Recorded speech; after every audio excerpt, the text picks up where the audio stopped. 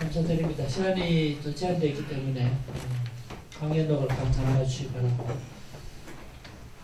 먼저 우리 함대우 박사님께서 논평을 하겠습니다. 논평한 다음에 발표자 응답할 내용이 있으면 응답하고 아니면 우리 회중에 질문을 받도록 그렇게 하겠습니다. 먼저 함대우 박사님께서 논평해 주시겠습니다. 오늘 개의치 말고 10분 하시고 또 질문하고 그 노보 박사님 앞에 우리가 절제의 미를 배웠는데 절제를 잘해야 될 것 같다 생각을 합니다. 제 논평은 이 박사님 논문과 관련된 것입니다. 아주 흥미로운 논문 발제해 주셨는데 이 논문에 거의 제가 봤을 때 80~90% 이상이 로널드 웰리스 책을 뭐 거의 이제 이 절제와 향유라는 두 주제와 관련해서 요약한 것이 조금 아쉽고요. 웰리스가 실제로 누구든지 나를 따라오려거든 자기를 부인하고 자기 십자가를 지고 나를 따를 것이니라 한 이 마태복음 16장 24절을 칼빈이 두 가지로 구분한다 하는 여기에 주안점을 맞추어서 조금 설명을 하긴 합니다. 우리 이 교수님께서 자기 부인은 내면적인 경건생활 내지는 내면적 차원으로 이렇게 해석하시고 자기 십자가를 진 것에 대해서는 외형적인 삶의 구조 내지는 외면적 차원으로 이렇게 해석을 하셨습니다. 사실 이게 웰리스가 책에서 이야기하는 부분이기도 한데 실제 칼빈은 이렇게 구분하지는 않습니다. 오히려 자기 부인은 구원과 직접적으로 관련된 그런 부분이고 자기 십자가를 진다고 하는 이것은 구원과 조금 간접적인 영향, 간접적인 관계. 예를 들면 모든 사람들에게 주어진 인생의 고난, 어려움 이 모든 것을 다 십자가라 이렇게 해석을 합니다. 그래서 악한 자나 선한 자에게 공이 주어진 것 그게 바로 자기 십자가다 이렇게 해석을 하기 때문에 이 도식이 어느 정도 타당성이 있는지 여쭤보고 싶고요. 그래서 자기 십자가를 진다고 할 때 이 자기 십자가를 우리 크리스찬이 어떻게 질 것이냐 그것은 인내함으로 져야 된다 이렇게 이야기를 하기 때문에 그 인내라는 것은 또 따지고 보면 내적인 건데 내적인 것과 외적인 것을 구분하는 것이 어떤 이번 논문에 큰 의미가 있는지 설명을 조금 해주시면 좋고 두 번째로는 절제와 향유를 말씀하셨는데 특별히 향유 부분에 필요는 어거스틴이 이야기했던 필요한 것을 향유하는 것은 적당하지만 칼빈 같은 경우에는 여기에 한 걸음 더 나가서 목적에 맞게 즐기는 것까지 이야기했다. 칼빈이 그렇게 말한 것은 맞습니다. 그런데 이제 그렇다면 음식을 먹을 때 우리 여기 본문에도 나오지만 음식을 과다 섭취하면 이건 이제 한마디로 과식하는 거죠. 이거 무절제한 거기 때문에 이게 범죄입니다. 이 과식의 의미가 어디냐? 이게 이제 조금 애매한 것이라고 볼 수 있고 향유할 때 이 향유라는 것이 음식이 가지고 있는 그 고유한 것에 대한 향유이지 어떤 그걸 많이 먹는다 내가 포만감을 느낄 만큼 먹는다라고 하는 어떤 양적인 차원으로 향유를 말하지 않았고 돈도 마찬가지라고 생각합니다. 그래서 이 향유라고 이야기할 때 이 향유의 어떤 한계선 이런 것을 좀 구분을 해 주셨으면 좋았겠다 하는 생각이 듭니다. 몇 가지 더 있지만 질문도 절제를 하도록 하겠습니다. 감사합니다. 먼저 우리 이 논평에 대해서 우리 이 박사님 응답을 좀 해주시죠. 우리 황 교수님이 이제 예리하게 잘 지적을 해주셨고 사실은 이제 제가 이 글을 쓸 때는 월레스가 쓴 책이 두 권이 있습니다. 하나는 칼빈의 기독교 생활 원리, 또 하나는 칼빈의 사회개혁 사상.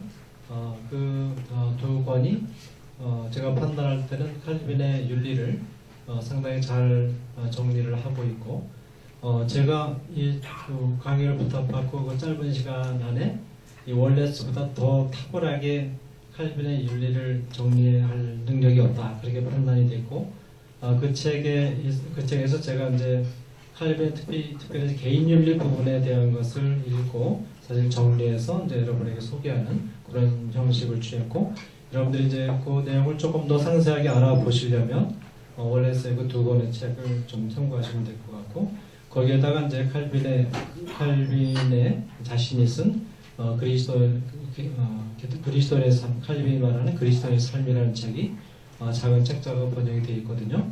그런 책들을 여러분들이 참고를 하시면 될 것 같습니다. 될 것 같고, 여기 이제 자기 십자가를 지고 자기를 부인한다는 개념과 자기 십자가를 진다는 개념을 제가 인위적으로 이제 이렇게 하나는 내적인 경건 생활, 하나는 외형적인 생활, 외적인 그 생활을 가리키는 것을 구분했는데, 저도 이제 이렇게 일단 정리를 하면서 저도 이제 황 박사님이 생각하는 그런 점을 염두에 두었습니다. 그래서 제가 이제 인트로덕션에 보면 그 한계를 제가 지적을 했습니다. 뭐냐면 그러나 유의할 점은 칼빈이 내적인 경건 생활에 대해서 말할 때 외적인 생활을, 외형적 생활을 배제하면서 말하는 것은 아니며, 또한 외형적 생활에 대해서 말할 때도 내적인 경건 생활을 배제하는 것은 아니다.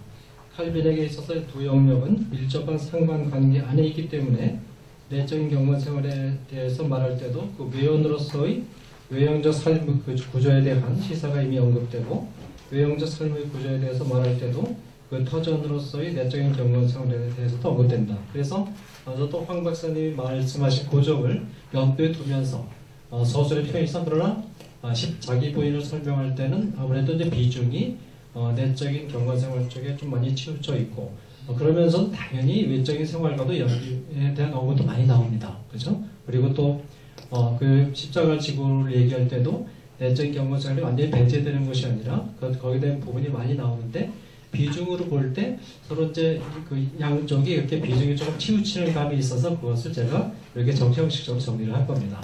정리를 했고, 그러나 그것이 이제 절대적인 것은 아니다라는 것을 제가 보면 발표하고, 그리고 이제 칼빈 신학에서 마태복음 16장 24절 말씀, 이 말씀 자체는 저는 어떻게 생각하냐면, 이거는 구원론의 관점에서 보는 것은 바람직하지 않다, 그렇게 판단합니다. 왜냐하면 이 명령 이 자체가 주님의 제자들에게 주님이 주신 삶에 관한 원리로서 천명한 것이 성경 맥락으로 볼 때 너무 선명하기 때문에 이 명령 안에 있는 어떤 부분을 어떤 그 구원의 문제, 중생이라든지 층이라든지 이런 구원의 문제와 연결시키는 것은 조금 무리가 있다, 그렇게 저는 판단을 합니다. 물론 칼빈의 신학의 특징 가운데 하나가 뭐냐면 그 윤리를 얘기하면서도 사실은 아주 긴밀하게 그 신학적인 토대를 항상 같이 얘기합니다.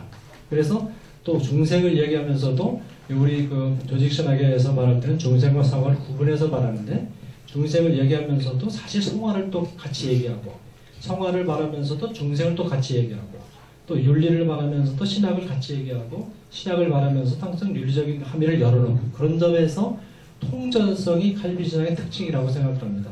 그런 점에서 이제 황 교수님의 그런 지적이 의미가 있다고 봐요. 의미가 있다고 보는데, 그러나 마태복음의 이 본문은 주된 가르침이 그리스도인의 삶에 관한 가르침이 명백하기 때문에 여기다가 너무 지나치게 이 말씀의 구원을 가리키는 것으로 그렇게 이해하는 것은 조금 좀 무리가 있지 않나.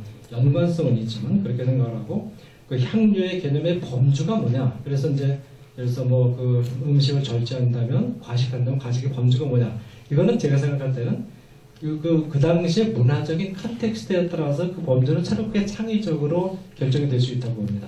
오늘 우리가 생각하는 과식의 범주하고 30년 전에 우리가 굉장한 어떤 경제적인 곤란을 겪을 때 생각하는 과식의 범주하고 칼빈이 생각했을 때의 과식의 범죄는 다르거든요. 예를 들어서 지금 우리가 보통 뭐 소나타 정도를 차를 타고 다니는 것은 별로 그렇게 사치라고 보지 않죠. 그렇지만 한 20년 전에 어떤 사람이 소나타 정도의 차를 몰고 다닌다? 이것은 굉장한 부의 상징으로 봤습니다. 이렇게 부의 개념이라든지 또 과식의 개념, 과음의 개념 이런 그 향유의 개념은 향유의 구체적인 내용은 문화에 따라서 시대에 따라서 달라질 수 있다고 보고 칼빈이 여기서 초점을 맞추는 것은 칼빈이 제시한 그 기본적인 원리 보편의 원리에 주목을 한 것이고 그 원리의 구체적인 내용은 시대에 따라서 좀 달라질 수 있다 그렇게 이제 생각합니다. 네, 감사합니다. 네, 감사합니다. 우리 좀 자유롭게 좀 질문을 좀 하시죠. 우리 이상원 박사님이나 또 watanabe 박사님에게 좀 자유롭게 좀 질문해 주십시오. 좀 생각하시는 동안 이상원 교수님 제가 한번 의견을 말씀드려보겠습니다. 이 박사님. 근데 우리 성의 문제라고 말한다면 어거스틴은 사실은 생육하고 번성하는 명리에 근거해서 출산을 위한 성행위는 정당한 것을 보지 않았습니까? 그러나 성사를 즐기는 것을 좀 제약하는 경향이 있었죠. 어거스틴. 반면에 칼빈은 출산을 위한 성뿐만 아니라 삶을 엔조이할 수 있는 것도 법이 인정하지 않았습니까? 똑같은 경우가 여기도 지금도 있겠는데 근데 우리는 사실 이 문제에 좀 우리 관심 있고요. 우리도 사실 크리스찬을 살아가면 어떤 삶의 방식을 취할 것인가 고민하는데 칼빈은 사실 본인은 성빈을 갖고 삶을 살았다고 알려져 있고 또 타인도는 과다한 소비를 막기 위해서 그 소비 억제법을 만들고 그랬는데 그런 한편 또 교수님 제가 드리게 보면 값비싼 옷이나 호화스러운 장식품을 이용해서 몸을 단장하는 것을 비난하지 않았다. 왜냐하면 비록 물질이 지나치 호화스럽다 하더라도 주님께서 그것을 만드셨고 또 예술적 창조의 기술로 보였기 때문에 이런 말씀 하셨는데 실제로 우리가 고민하는 건 진짜 칼빈은 본인은 그런 사는데 다른 사람에 있어서는 이 물질을 가지고 향유할 수 있다는 것을 말했는데 이것 역시 우리가 좀 그 범위를 어떻게 한정할 수 있을지 진짜 계획주의적인 삶을 살고 칼빈의 가르침을 받아서 살고자 하는 우리 경제적 삶에 있어서 어느 정도 범위 안에서 사는 것이 가장 이상적인 기독교 삶의 형식일까 나름대로 한번 정리를 좀 해주시면 도움이 되겠습니다. 사실은 이제 어거스틴이 기독교 윤리학적으로 굉장히 중요한 기여를 한 게 있습니다. 그러니까 기독교 윤리학의 큰 원리를 첨명한 게 있는데 그게 뭐냐면 사실 고대 힐랍 사회에서 힐랍 사회에서 윤리 문제가 어떻게 벌냐면 윤리는 선이 무엇인가를 모르기 때문에 사람들은 선을 행하지 못하는 것이다. 선이 무엇인가를 아는 지식만 있으면 선을 행하는 것은 시간 문제다. 그래서 소위 주지주의, 인텔렉츄얼리즘을 얘기했거든요. 그것이 오늘날 일반적인 그 윤리학의 터전이 되고 있는 것이고, 그러나 이제 알면 행하면 바로 연결이 된다는 거죠. 그러나 어거스틴은 그게 윤리학의 기본 문제가 아니라 윤리학은 적어도 기독교 윤리학은 무엇이 선인가를 알면서도 그것을 행할 의지가 없는 것이 문제다. 그래서 로마서 7장에서 사도 바울이 강조한 것처럼 그 입장을 첨명을 했고 그러면서 소위 기독교 윤리학의 과제는 주의주의에 있다. 전 성격을 가진다. 라는 점을 밝힌 것은 기독교 윤리학의 큰 틀을 결정하는 데 굉장히 중요한 기여를 했습니다. 그럼에도 불구하고 이 어거스틴의 경우에는 특히 성윤리 부분에 들어가면 그만 이제 우리 이 박사님이 지적하신 것처럼 이 어거스틴의 경우에는 역시 그 플라톤주의에 심취했던 인물이거든요. 그리고 그 전에 성적으로 많이 방탕했고 또 배와 마니교회도 관련했는데 마니교회도 조금 다른 형태의 우주적인 이원론을 가지고 있었고 그래서 이 어거스틴이 그 성적인 어떤 트라우마가 있었던 것 같습니다. 그래가지고 이 성윤리 문제에 있어서는 어거스틴이 상당히 좀 건전하지 못한 좀 편향된 그런 시각을 보여줬고 그래서 금방 말씀하신 것처럼 어거스틴은 뭐냐면 그 아담과 하와가 이제 타락한 이후에 타락의 증거가 어떻게 나타나느냐 의지를 가지고 자기 육체와 정신을 통제하지 못하는 것이 타락의 증거다. 그런데 의지를 가지고 육체와 정신을 통제하지 못하는 것이 가장 결정적으로 나타나는 것이 성욕이다. 그렇게 주장을 했습니다. 그러니까 성욕이 의지의 통제를 벗어났다. 타락한 이후에. 그러면서 이제 그런 성욕을 해서 리비도라고 말했거든요. 그런데 리비도 자체를 악한 것으로 본 거죠. 타락한 이후에. 그런데 그 리비도를 그나마도 통제할 수 있는 것은 결혼을 하면 어느 정도 그걸 통제할 수 있다. 그렇게 봤는데, 그러다 결혼 생활을 해도 뭐냐면 리비도 그냥 나타난단 말이야. 그걸 어떻게 설명하냐면 자녀 출산을 위해서 성교를 갖는 것은 정당하지만 단순히 즐기기 위해서 성교를 갖는 것은 그런 부당한 것이다. 그렇게 이제 설명을 했어요. 그렇기 때문에 그런 이제 성직자는 뭐냐? 이 결혼 생활이라는 것 자체가 어쨌든 리비도를 피해갈 수 없기 때문에 성직을 하려면 결혼 생활을 하지 말아야 된다. 그래서 성직자 셀리바시를 이야기를 했죠. 근데 이 성직자 셀리바시는 성경에 전혀 없는 겁니다. 이것은 아주 비성경적인 것이고 플라톤적인 기원을 가진 것이고 이게 불행하게도 어거스테 신학이 권위를 잇고 교회에 등장하면서 중세 천년 성직자 셀리바시가 정착이 됐죠. 이걸 깨뜨린 것이 루터와 칼빈이죠.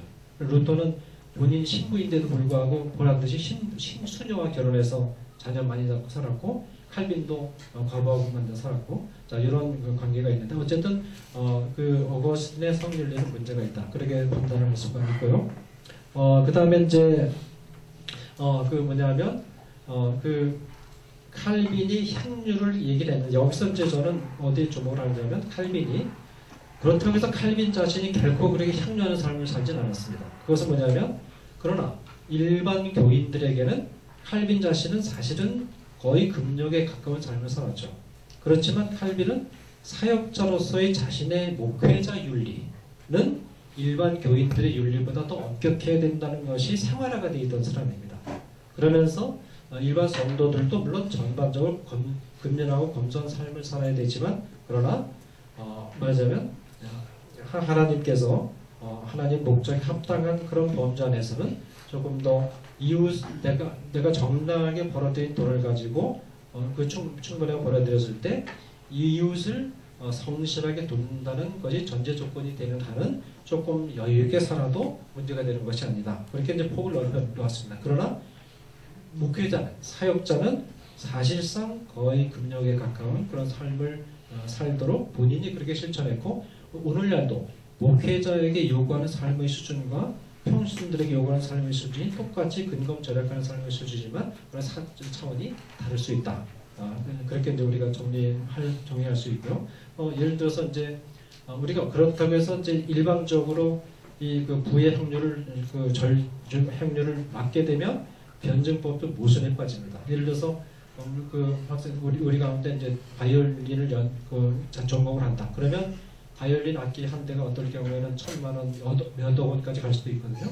그걸 만약에 그런 일반적인 향유 개념, 그 절제 개념으로 적용하게 되면 그걸 못하게 되는 거죠. 그리고 그런 여지를 또 남겨내고 사람마다 자기가 어떤 직업을 가지냐에 따라서 그런 편차가 있고 또 회사원에게 필요한 돈과 사장에게 필요한 돈은 다르거든요.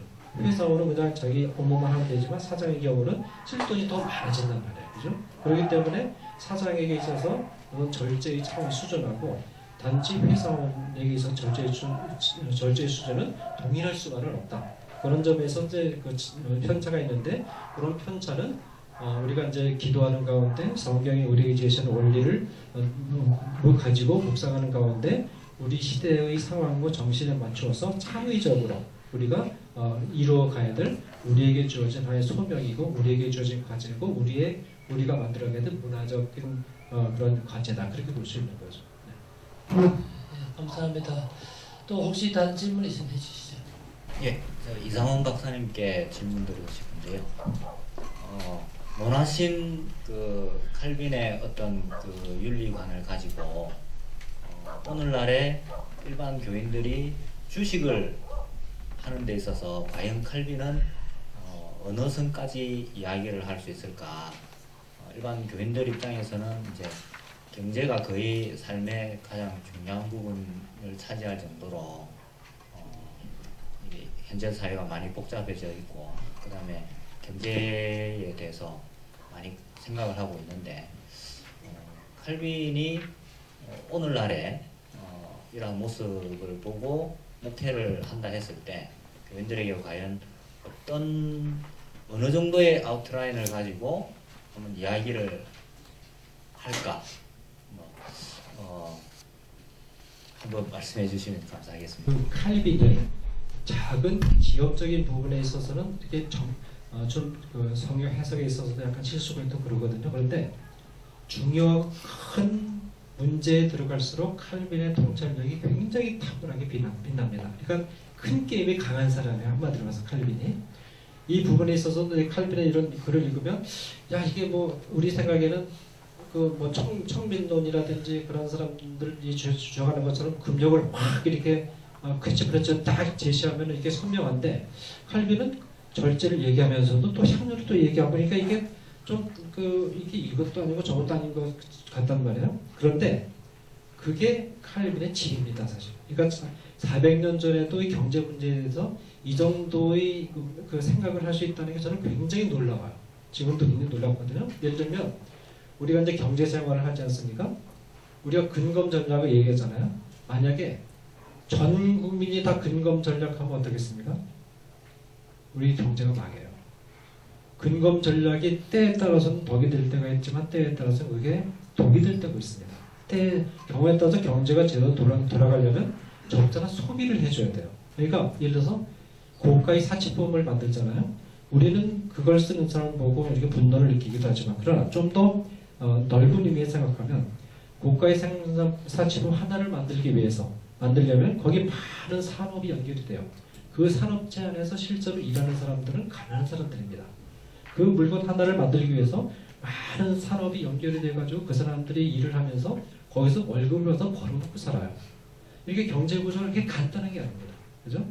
그러니까 예를 들어서 우리가 삼성이 너무 독과점을 하고 볼을 축적한다고 욕을 하지만 삼성 산하에 몇백만 명의 가난한 국민들이 지금 직원으로 연결돼서 생계를 유지하고 있어요. 그러니까 삼성이 이렇게 물론 삼성가가 이제 축적하는 게 있죠. 그러나 축적하는 것에 비해서 몇백만 명의 삼성의 산하에 있는 국민들이 먹고 사는 것은 훨씬 더 돈이 많이 들어갑니다. 그런 점에서 우리가 삼성을 비판하면서도 그걸 완전히 내칠 수가 없는 거예요. 그런 구조. 또 이제 그래서 우리가 특히 현대 금융 경제 시스템에서는 경제 구조가 우리가 생각하는 것보다 훨씬 더 복잡하고 이런 현실 속에서 일방적으로 총민론에서 주장하는 것처럼 그런 생활 논리를 모든 국민과 모든 시민에게 강요하면 우리나라 경제가 제대로 돌아갈 수가 없어요. 이런 점에서 이제 칼빈의 이런 구조가 탁월하고 또 이자 문제에 있어서 고리대금 이자 문제에 있어서 칼빈이 개인적으로 이 돈을 빌려줄 생계 문제 때문에 돈을 빌려줄 때는 이자를 받지 말라고 그랬지만 산업대부는 한 5% 정도의 선에서 이자를 받는 걸 허용했거든요. 오늘 같은 경우에 이제 사실 주식 투자 때문에 그걸 도박처럼 생각해가지고 거기 주식 투자했다가 패가 망신한 사람도 많이 있고 그런데 근데 실질적으로 그렇다고 해서 그 주식 시장 없앨 수 없는 게 지금 주식 시장을 통해서 거의 대부분의 산업체들이 기업들이 자금을 조달을 받습니다. 그러니까 주식 투자도 적절한 선을 지키면서 하는 게 중요해요. 그러니까 첫째는 뭐냐면 주식 투자 정신이 중요하죠. 그러니까 주식을 투자해가지고 내가 일확천금 노린다 그런 정신에서가 아니라 우리나라 산업을 발전시키는데 내가 일정한 기여를 한다 그런 정신을 가지고 둘째는 혹시 기업이 망해서 그 투자금이 날아간다 할지라도 내 생활에 무너지지 않을 정도의 선에서 내가 투자를 하고 그렇게 정당하게 투자했을 때 정상적으로 경제활동을 산업활동해가지고 이윤이 남으면 그 정도의 어떤 수입을 내가 전달받고 그 정도의 그 정도의 전망을 가지고 주식 투자하는 것은 제가 볼 때는 정당하고 그리고 칼빈의 그 이자론에서도 그 정도의 주식들을 허용하고 있거든요. 그러나 이제 오늘날 은행에서 그냥 각 개인에게 가난한 사람에게 가능한 한 돈을 빌려주지 않으려고 하고 비싼 이자를 받고 그런 시도는 칼빈의 어떤 이자 정신에 의해서 좀 혁명적으로 비판받을 필요가 있겠죠. 감사합니다. 아주 명백하게 설명해 주셔서 감사합니다. 우리 시간 다 된 한 번만 혹시 우리 왔다베 박사님에서 혹시 질문 있습니다. 혹시 실례가 안 된다면 일본 교회가 식민 지배, 한국 식민 지배에 관해서 지금 국가와 교회에 대해서 말씀하셨으니까 일본 정부에도 어떻게 이렇게 사죄에 대한 호소를 하셨는지 혹시 그런 노력이 있다면 또 어떤 결실을 거두는지 거기에 대해서 한번 말씀해 주시면 감사하겠습니다.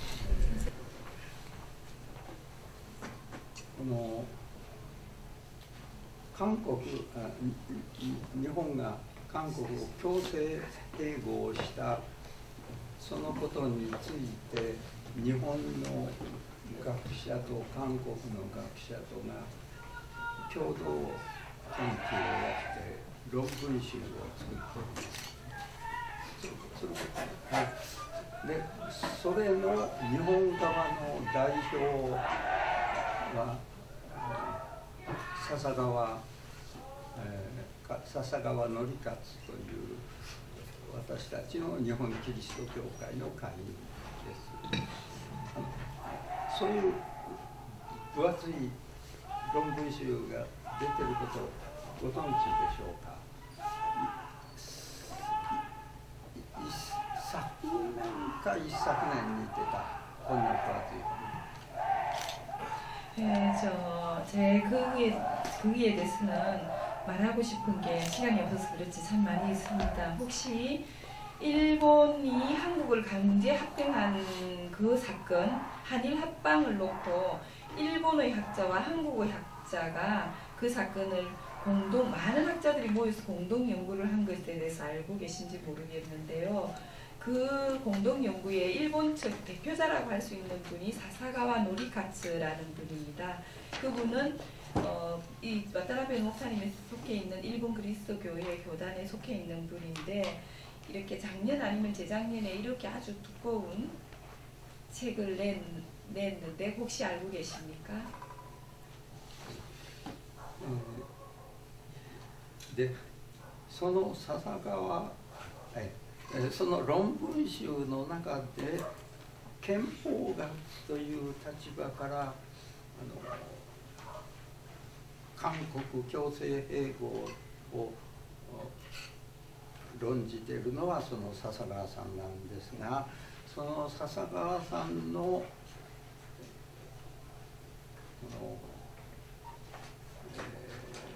憲法論の基礎になっているのは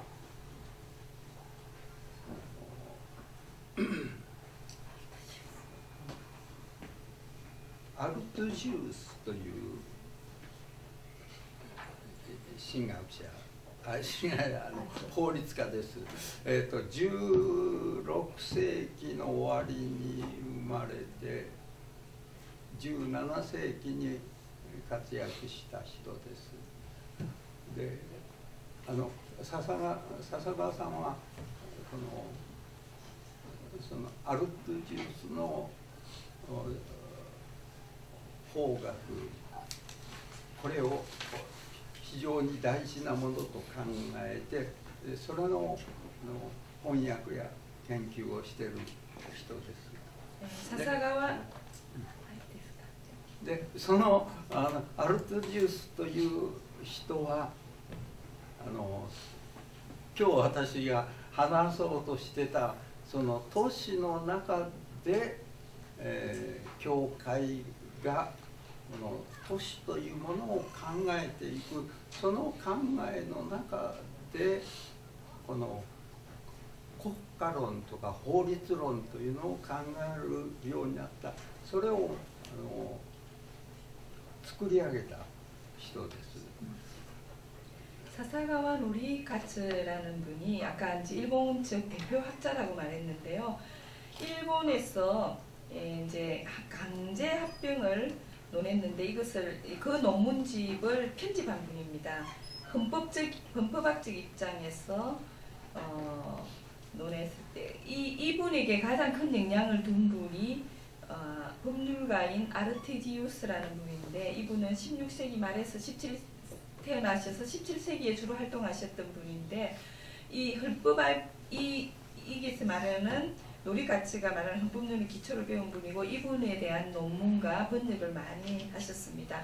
그래서 제가 이 대목에 들어가기 전에 끝났지만 이것이 교회가 도시에 있어서 도시와 교회를 이야기할 때 국가론 또 법률론 이런 것에서 중요한 아까 제네바라고를 도시를 중심으로 해서 도시와 교회라는 것을 이야기하는 데 중요한 인물입니다.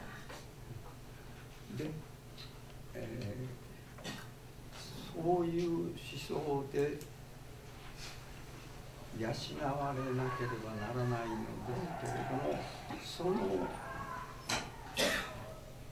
研究が日本ではまだ非常に弱いということを私たちは心配しているわけです。日本で弱いそういうことを深く学んでいる人が少ないということですね。で、そのアルトゥジウスの理論でいけば、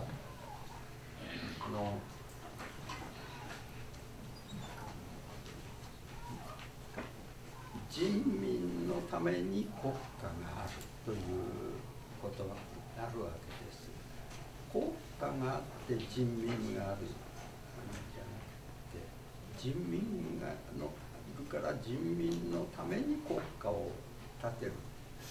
で、そういう考えは日本では一部には考えている人がありますけれども、日本の政治を動かしているのはそれと逆の考え方ですね。아르티디우스를 지금 이야기하셨는데요. 국가가 인민을 위해서 존재하는 것이지 인민이 국가를 위해서 존재하는 것이 아닌데 그 부분에서는 일본이 상당히 약합니다. 일본은 그 부분을 생각하지만 일본은 그런 부분이 약하고 국가를 위해서 국가를 되바치고 국가를 위해서 인민이 존재하는 그런 사상이 지배적입니다. 조금 논점을 조금 벗어났는데 아마 이야기가 깊어질 것 같아요. 그렇죠. 임사제 연속 시간이 지났기 때문에 우리 좀 마치고 나서 산적으로 얘기할 수 있을 것 같으니까 좀 그렇게 이해해 주시면 좋겠고요. 先生、このお話、今時間が過ぎましたので、個人的に質問。 교수님 질문하고 대답 조금 약간 핀다고 하는데 사실 참고로 말씀드리면 와타나베 박사님은 저는 개인적으로 한 20년 전부터 교제하고 지냈습니다. 일본의 일본 칼빈 학자의 동시에 가장 양심적인 기독교 지도자입니다. 그래서 과거 일본 한국을 식민 지배했던 일, 또 시대참배 강요했던 일을 앞장서서 회개하고 사회자님 운동하셨고요. 또 야스쿠니 신자 문제, 또 일본 기미가요 재창 문제, 또 이런 문제 다 국기 애창 국가 봉참, 국기 계약 문제, 야스쿠니 문제 다 반대에서 앞장서 싸웠던 분이고요. 특히 일본에서 주기철 목사 기념 사표를 만들어가지고 그거를 주도하셨습니다. 일본인임에도 불구하고 주기철 목사님을 존경하는 그 일본의 지도자들 모임이 있습니다. 부족한 저도 가서 강연도 하고 그렇습니다만, 그래서 와타나베 박사는 단지 칼빈 학자만이 아니고 양심적으로 아까 서두에 말씀드렸지만 본인 과거에 군에 징집되면서 전체주의, 군국주의 군도로 일했던 경험이 있기 때문에 사회제안의 대표적 학자입니다. 이분이 존경받는 이유가 단지 칼빈을 연구했던 학자라기보다도 일본에서 양심적인 기독교 신자로서 살기 때문에 그래서 존경받는 분이고, 그런 이유 때문에 사실 연락해서 어른이지만 또 이번에 모시게 되었습니다. 참고로 말씀드리면 이 와타나베 노고 박사 말고도 이런 그룹의 사람이 제가 개인적으로 아는 건 한 20명 정도 됩니다. 장로님도 계시고 목회자 계시는데, 그분은 이 국가나 인종이나 이념을 떠나서 기독교적 가치, 윤리를 지향하는 이런 분들이 있습니다. 참고로 말씀드립니다. 오늘 이렇게 시간이 좀 지났지만 인내하시면서 참석해 주신 여러분들의 진심으로 감사드리고, 오늘 참 진짜 귀한 논문을 발표해 주신 우리 이상원 박사님, 또 와타나베 교수님 감사를 드립니다. 수고 많았습니다. 마치겠습니다. 감사합니다.